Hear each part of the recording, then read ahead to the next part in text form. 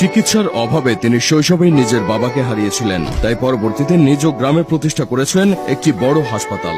দারিদ্রতার কারণে নিজে পড়ালেখা করতে না পারলেও গ্রামের গরিব শিক্ষার্থীদের বানিয়ে দিয়েছেন অসংখ্য শিক্ষা প্রতিষ্ঠান। একটা সময় যিনি রাতের পর রাত অনাহারে কাটিয়েছেন, সেই তিনি আজ হাজার হাজার মানুষের মুখে দুবেলা খাবার তুলে দিচ্ছেন।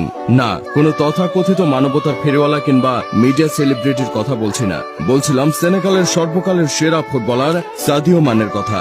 একজন জনপ্রিয় ফুটবলার হিসেবে মানের রয়েছে কোটি কোটি টাকার ব্যাংক ব্যালেন্স, তবে এরপরও তিনি সেই পুরনো মডেলের ভাঙাচোরা আইফোন ব্যবহার করেন।